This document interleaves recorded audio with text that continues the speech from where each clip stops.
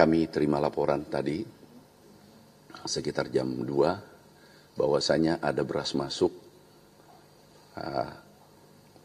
di Sabang itu 250 ton tanpa izin dari pusat, tanpa persetujuan pusat.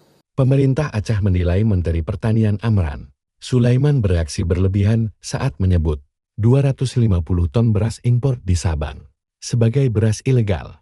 Melalui jubir Muhammad MT, Gubernur Aceh Muzakir Manaf menegaskan bahwa tidak ada aturan yang dilanggar oleh BPKS dalam impor tersebut, karena Sabang memiliki status kawasan bebas yang memungkinkan kebijakan transisi untuk menaikkan harga beras yang sedang tinggi. Aceh menilai pernyataan Mentan terkesan dramatis, tidak sensitif terhadap kondisi Aceh sebagai daerah bekas konflik, serta dianggap mereduksi kewenangan Aceh dan BPKS. Pemprov meminta semua pihak tidak membuat pernyataan yang berpotensi membenturkan Aceh dan pemerintah pusat, apalagi dengan Presiden Prabowo yang mengusung visi persatuan nasional. Aceh juga meminta Mentan segera melakukan uji laboratorium terhadap beras tersebut sesuai mekanisme hukum dan melepasnya kepada masyarakat Sabang apabila tidak ditemukan masalah. Sebelumnya, Mentan Amran menyita 250 ton beras impor di gudang PT Murtazam Sabang Group,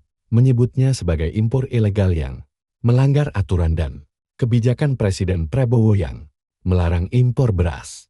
Kasus ini masih dalam proses penyelidikan.